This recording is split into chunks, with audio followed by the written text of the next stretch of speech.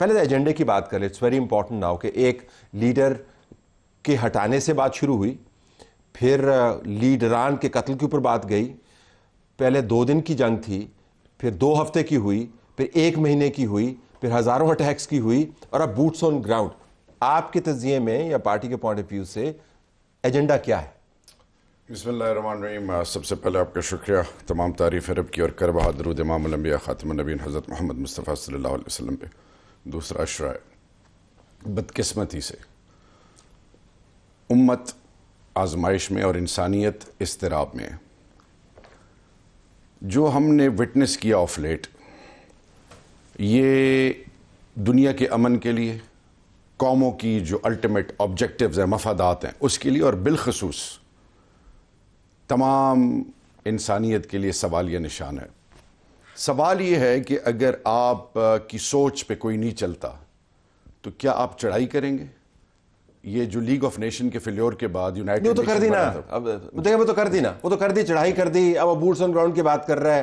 Agenda کیا ہے؟ دیکھیے agenda ultimate objective new world order کے مطابق اب دنیا میں وہ تمام چیزیں حاصل کرنا جو ان کی پرائورٹیز میں ہیں. فار ایگزامپل روس ہمیشہ ان کے لیے سوالیہ نشان تھا. جو ہم نے یمن, پھر شام, پھر عراق, پھر لیبیا میں دیکھا, اور پھر ہوتے ہوتے عراق سے ہوتے ہوئے یہ تمام چیزیں جب ایران پہ آ کے رکتی تھیں. اب اس خطے کے امن کے حوالے سے پاکستان کو اللہ نے بڑا نوازا ہوا ہے. ہمارے مجھے ایجنڈے پہ مجھے آپ سے ایک لائن چاہیے, مجھے آپ سے صرف یہ ایجنڈا ان کا الٹیمیٹ آبجیکٹیو یہ ہے کہ total supremacy. It's an old wine in a new bottle. وہ دنیا کو اپنے شکنجے میں اور پھر اس خطے میں چین کو اور روس کو ایک میسج دینا چاہتے ہیں. تو ایران جو ہے وہ اس ایجنڈے کا ایک نیا سٹیپنگ سٹون ہے جس کے ذریعے چین اور روس کو, ایران پہلے دن سے بالخصوص فرام اسرائیل پرسپیکٹیو وہ واحد ایک خوف خطرہ تھا جس کو انہوں نے ہر حال میں کسی طریقے سے انڈرمائن کرنا تھا, اور اسی کے لیے سب کچھ ہو رہا ہے. خطرہ تھا, خطرہ بنایا گیا. یور ٹیک, ایجنڈا کیا ہے؟ دیکھیں ایجنڈا مختصر یہ ہے, اس کا نام ہے گریٹر اسرائیل پروجیکٹ. ٹھیک. اس کی امپلیمنٹیشن کے لیے جو چیزیں ان کے سامنے آتی جائیں گی وہ اس کو تباہ کرتا ہے. تو امریکہ کا اپنا کوئی ایجنڈا نہیں ہے, صرف اسرائیل کو امریکہ کو اسرائیل چلاتا ہے. اگر مطلب 98% سینیٹرز اور کانگریس مین جو امریکہ میں الیکٹ ہوتے ہیں وہ اے پیک فنڈیڈ ہے. آپ چیک کر لیں جا کے.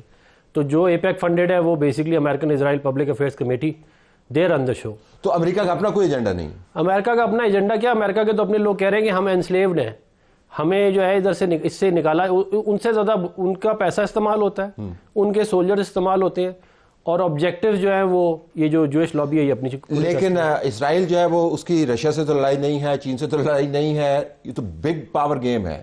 اسرائیل کا ایجنڈا جو ہے وہ تو ریجنل ہے, تو گلوبل کوئی ایجنڈا نہیں, صرف ریجنل ایجنڈا نہیں. یہ وہ پہلے ریجنل پاور بنیں گے اور پھر وہ سپر پاور بنیں گے. یہ پیکس, اس کو کہتے ہیں پیکس جودیکا, یہ 2 ورڈ جو ہے نا اس کو آپ رکھ لیں. جو ٹیک دیکھیے جنگ جس قسم کی بھی ہو رہی ہے, جو بھی حملہ ہوا ہے اس کا نقصان امت مسلمہ کو ہے.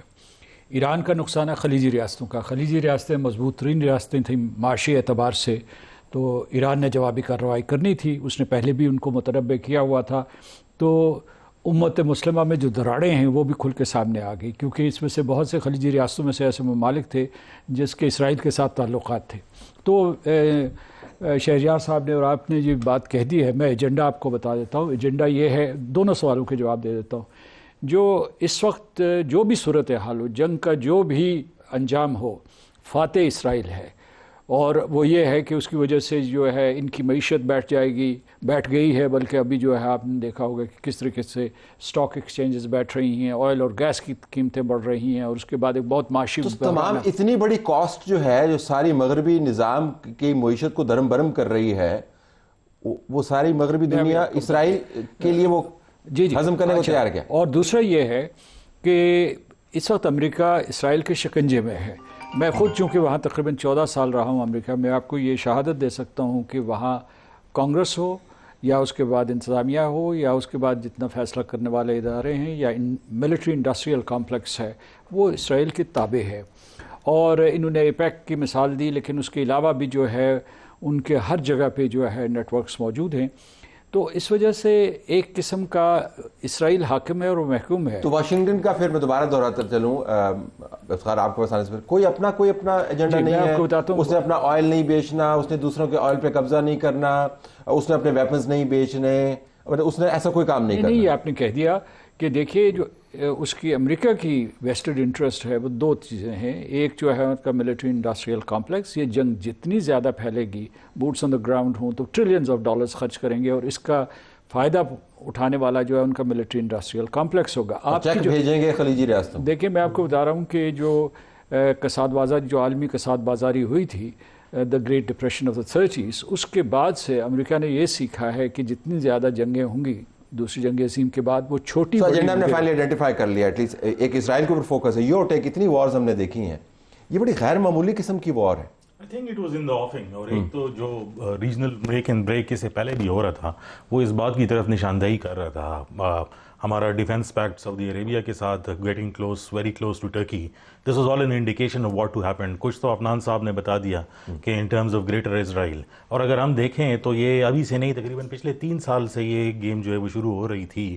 کیونکہ ایران کو اگر ابھی ہم دیکھیں and actually what's going to happen, آپ کنٹینیوسلی اس میں دیکھ رہے ہیں کہ ایک تو جو مڈل ایسٹرن کنٹریز ہیں ان کو جو ہے, جیسے آپ کہہ رہے ہیں چیک ان کو جو ہے وہ بھیجا جائے گا سیکیورٹی کے نام پر.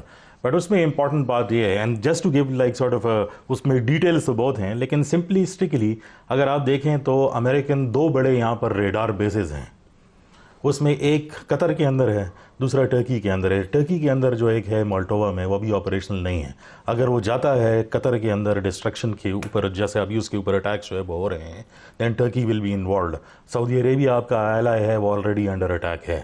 لیکن پاکستان کے لیے سب سے امپورٹنٹ بات یہ ہے کہ جو ایرانین اسٹریٹجک ڈیپتھ ہے وہ ان کی سیستان و بلوچستان میں ہے, وچ از جہاں پر جب ان کی اربن کنسٹرینٹ ملٹرائزیشن کی وجہ سے ہو جائے گی, they will have to move all their assets toward Sistan و بلوچستان. لیکن وہاں پہ ان کے اپنے ایشوز بھی ہیں, that is one of the biggest problems. لیکن لڑائی شروع ہو جائے گی پھر, لیکن ہم سے وہ 142 کلومیٹر تک فاصلے پر ہوں گے.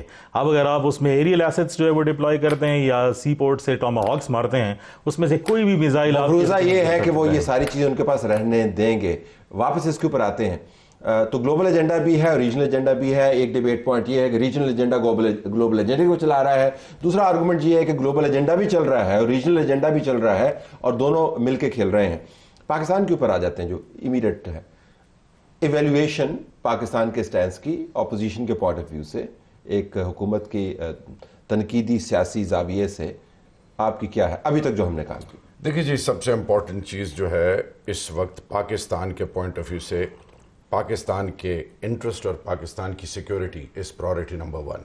اور انٹرسٹ کیا ہے؟ انٹرسٹ پاکستان کا یہ ہے کہ پاکستان نے ماضی سے پچھلے 50 سالوں میں جو بکتا ہے ہم نے 1979 آنورڈز, اب سینس آف ریئلائزیشن آ گئی. یہی عمران خان صاحب میرے لیڈر یہی کہتے رہے ہیں کہ ہم پارٹنر ان پیس بنیں گے, ہم کسی بھی کانفلکٹ کا حصہ اس لیے نہیں بنیں گے کہ we have already suffered a lot. اور میری قوم کیا چاہتی ہے, میری قوم کی پراسپیرٹی, میری قوم کا مستقبل ایک چیز سے جڑا ہے, وہ ہے امن. بدقسمتی سے اس جیو اسٹریٹجک لوکیشن جو پاکستان کی ہے یہ کانسٹنٹلی جو ہے اس میں ہائیز اینڈ لوز رہے ہیں اور ڈیمانڈ کرتی ہے. تو اس وقت کسی جنگ کا حصہ نہ بننا نمبر 1. اس سے مراد کیا ہے؟